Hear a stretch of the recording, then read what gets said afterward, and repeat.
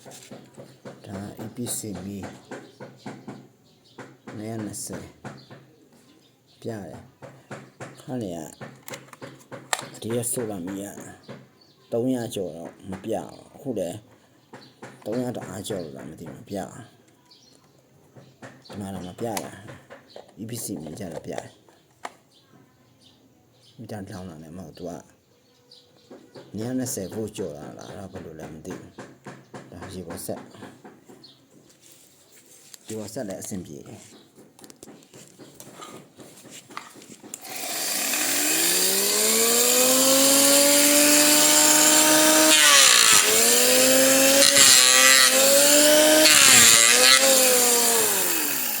ရေပေါ်ဆက်အဆင်ပြေတယ်ခန်းအဆင်ပြေတယ်ခိုင်ဆက်ကလုံးမလို့တော့ခလုတ်ပြတ်သွားတယ်မိရဖို့အများလို့လားမသိဒါမှမဟုတ်ရင်သူက1850 watt အဲ့ဒါပေါ့အခုကိုဝယ်ထားတာက1900 watt ဆိုတော့ဒီကောင်စက်မလဲဒါပေမဲ့အဲ့မှာထည့်ပြီးတော့လှုပ်လိုက်တော့ခလုတ်ကပြတ်သွားတယ် EPC မှာလှုပ်တယ်ပဲ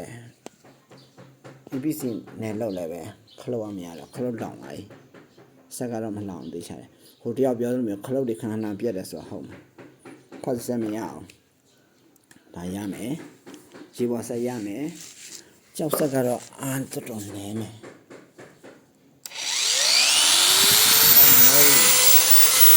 ကြောက်ဆက်လည်းနဲတယ်ခဏပြင်းချက်ထားလို့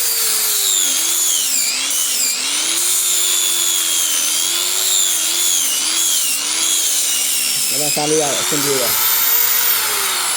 စက်ကတမျိုးတစ်လုံးချင်းပြီးတုံမှရမှာခဏရစမ်းတော့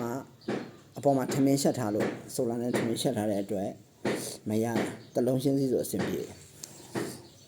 ခံရမယ်ကြောက်ဆက်ရမယ်ရေပေါ်ဆက်ရမယ်တစ်လုံးချင်းစီပဲရမယ်ဒီကပလင်ခံလေးနဲ့တုံကြည့်အောင်ပလင်ခံလေးရတာဆိုလာမီတယ်နော်